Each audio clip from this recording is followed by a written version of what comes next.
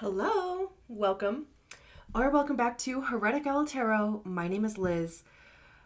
I will be guiding you on this journey today. I haven't even actually chosen a deck. I just, the energy was available for me to make this little intro. I'm like, am I going to be an intro girly? Yeah, for the time being. At least for this series of readings, there is going to be an intro. I want to set intentions at the beginning, or at least share with you my intention that I always have for every single reading that I do, whether it's on YouTube or one-on-one personal readings. I am not psychic. I am not claiming to be. I do know these cards. And my intention is for the message to come through me, not from me. For your highest good, for my highest good. We're just two friends reading tarot together. So anyway, I do also try to share the meaning of each card because you have your own intuition, and obviously you're the person that's involved in your own life, right? So I share the meaning of each card so that you can discern, you can listen to your own guidance around each card for sorry, I closed my eyes and all of a sudden I got lost.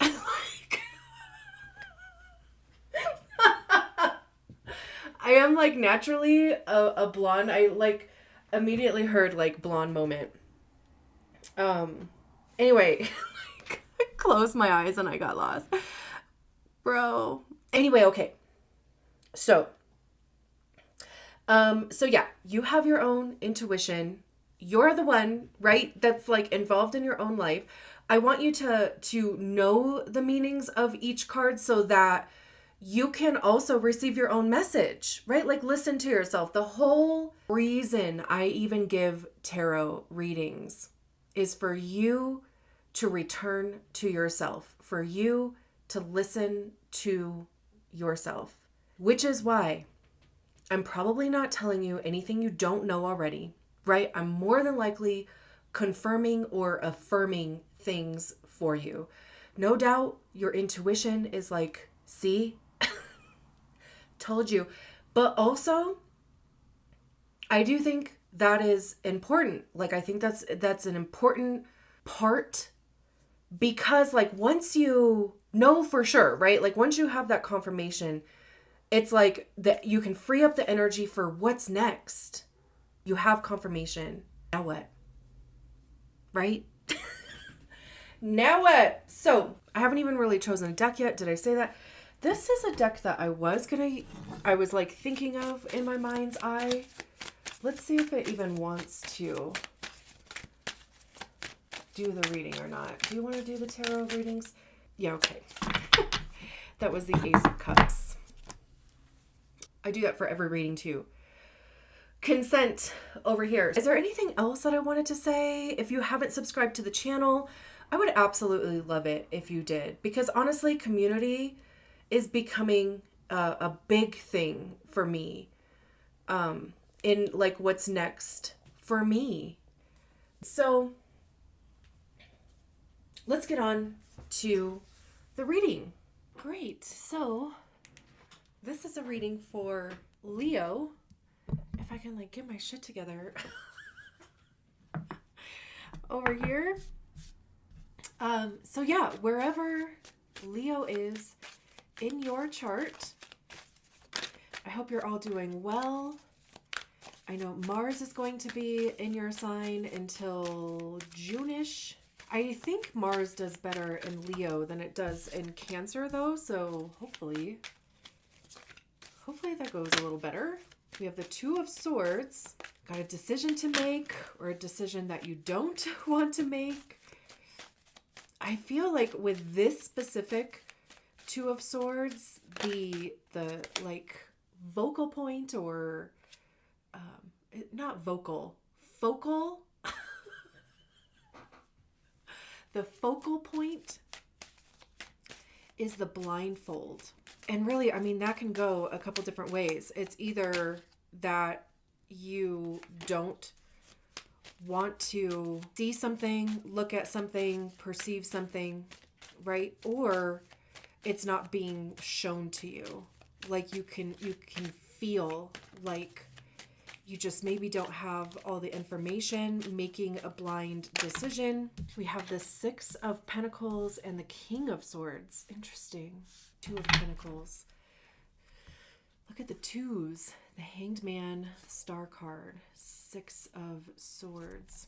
I mean, it could be making a decision on like where to put your energy, where to invest your energy, your time. I mean, your literal money. It could even be somebody or something providing assistance to you.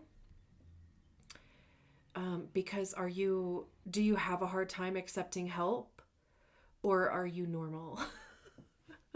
Right? Which I will say, there was something that a friend of me shared a while ago. It was a couple years ago. I think they were listening to Gaber Mate. And it was something along the lines of, if freely provide help, advice, assistance, but you don't accept the same level of help and assistance, then it like the energy is off, and it's actually like out of alignment, or like not in integrity, because it's just one-sided, right? Like if you're going to be there for somebody else, but you don't allow the same energy to come to you, then it kind of like throws off the like universal vibes. But anyway, so Two of Swords, Six of Pentacles, King of Swords. I mean, I love that we go from the Two of Swords to the King of Swords. I also love that the King of Swords is like looking in this direction. I kind of want to actually look up. Hang on. Okay. I had the thought before I even started this reading to bring my laptop in here with me, and I was like, and I didn't, and I needed it anyway. I want to look up wheat. Okay, so lots of biblical references to wheat, abundance, sustenance, and resurrection, which is kind of funny because I'm doing this reading on Easter. Divine provision, fertility, and the cyclical nature of life and death. The metaphor of a grain of wheat dying to produce many grains represents the death of the self, and the potential for new life and growth. This other one says the significance of wheat is love and charity, which is interesting because the Six of Pentacles talks about charity. How interesting. Wheat crop is one of the most economically fulfilling grains, symbolizing growth and prosperity and abundance. I halfway wonder, like, it's interesting that I even wanted to look up wheat and even just all of the, and we start with the Two of Swords here. And so I wonder if, there's something that is blocking your own blessing.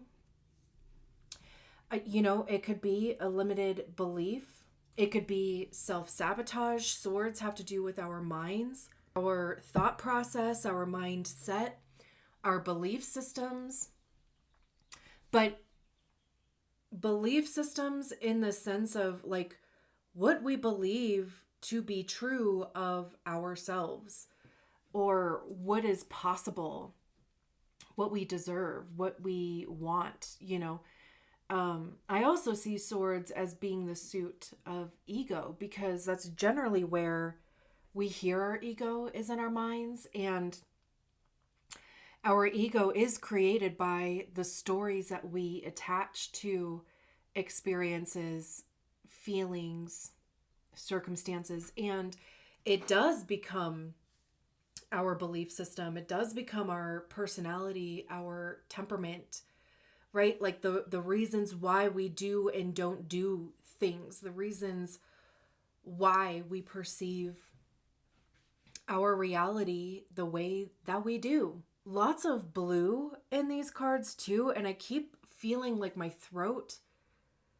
like I feel like there's a little, like I feel like I have to push my voice more than normal, which is also kind of interesting. I wonder if there is some form of communication that you are resisting, however that is, like oral communication, speaking out loud, or written communication. Even like, oh my gosh, the few times that like it's like words aren't coming out of my mouth properly. Like I said at the beginning, vocal point versus focal point. Anyway, also interesting, vocal, right? Voice. Anyway, I'm just kind of like going wherever I am being bounced to. So I know like we're still kind of even talking about the Two of Swords. So just even to kind of wrap it up, indecision. I mean, look at them. Look at the body language, right? Like it's kind of like self-preservation. Even with the blindfold on, like did they put it on? Like is there some type of self-protection? It could be too like making a decision based solely on logic and fact, because it's kind of like with the Justice card too. The Justice card is sometimes blindfolded, and it's like taking your sense of sight away, right? Like you can't rely on that to help make a judgment call, to help make a decision. I mean, it truly does force you to listen, to feel, to, consider other things. So I think that is really interesting. And then the Six of Pentacles, like I said, it does have to do with charity, but, we can see this person here, speaking of the Justice card, which is interesting that we even talked about that. They're holding scales here in the Justice card is Libra. Libra is depicted by, the scales, right? And they are about to, hand off this coin to one of these outstretched hands. So again, right, like it's weighing options. Like what are you basing this decision on? Like what are the parameters type of thing for how you are determining what gets your time, your attention, your presence, your monetary contribution. Now with the Six of Pentacles too, there is usually an equal exchange of energy in some fashion. There's usually no strings attached to it. There's one person that has the means. There's another person that has the need. And again, there's no real strings attached. This could even be volunteer work. It could be a grant. Not usually a loan because, I feel like loans have strings attached, right? I mean, there's interest, you have to repay it. Grants you usually have to apply for them. They're usually awarded, right? Like there's not usually an expectation for repayment. Somebody could be offering you assistance. And that's kind of like where I was talking about the Geber Mate thing. Like if you are struggling to accept the assistance, like it's kind of like check in with yourself and, are you kind of out of balance with that? Like, are you the type of person that would offer assistance with no strings attached, but like you're kind of refusing to receive that energy yourself. And, this could also be honoring your own worth. Not just like giving and taking, but truly recognizing your worth and asking to be compensated in line with your skill set, your knowledge, your experience, your time. Because again, right, it is an equal energy exchange. So if you are doing a certain level of work, or if you are, applying for or going for, a type of position, then this would be being compensated appropriately. The budget is available for it, right? Like, don't take that first offer, negotiate, right? Like, it's 2025. We negotiate salaries now, right? And truly, like, if they're not willing to negotiate, then you don't want to fuck with them anyway, because that's probably how the rest of your career, like your time, there's not ever going to be a compromise. There's not ever going to be an equal, right? Like exchange. So we have the King of Swords next. The King of Swords. Kings are the highest expression of the suit. And I will say that now my throat feels more open. Now it feels less restrictive. Like before, I was almost even feeling like it was kind of raspy and almost like borderline a whisper that like I had to keep, I know I mentioned like pushing my voice out so that I sounded louder, but that's even cleared up. Lots of red and orange on this card. Root, sacral, yellow, of course, being prominent too, solar plexus. It's like, there's a lot of green on whatever. The only colors that are not really represented here are like the top two chakras. So like really from throat down. So kings are the highest expression of the suit. And I love too that the wheat is like pretty prominent, right? Like it is on this side of the sword and he's holding both of them together. So holding that Ace of Swords. Swords also have to do with truth and honesty, but like divine truth. Absent of opinion, relying on your knowledge, your intellect, having mental clarity, knowing what it is that you want to do. And again, right, like wheat, abundance, sustenance, resurrection, even.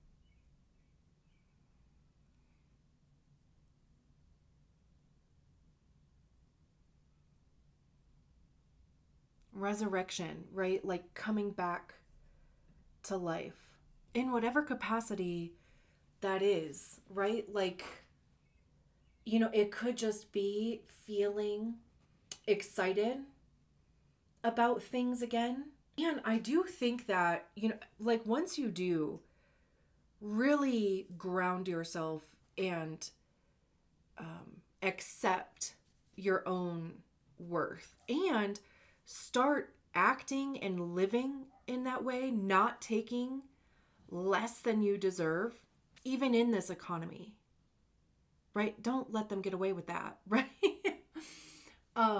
It does. Like it, like you walk with a straighter back, your head is held high, like expressing yourself more authentically. This really even feels like a proud father. And I think just because, obviously it's depicted as a male presenting because it is a king. But it almost kind of feels like looking back on where you came from and like being proud of it, being proud that you're here now, right? Decision was made. Even too, if this is, again, even like sticking to your guns and being sure that you get exactly what it is that you deserve, that you want, that you're asking for. You know, it's like being a leader in your own life, taking charge of. But again, like this is mindset, this is your belief system, this is like you believing in yourself. And then how that just transforms, like how you interact with everything outside of yourself. We have the Two of Pentacles, the Hanged Man, and then the Star card. The Two of Pentacles is balance. It's kind of like, you know, the constant flow of energy here.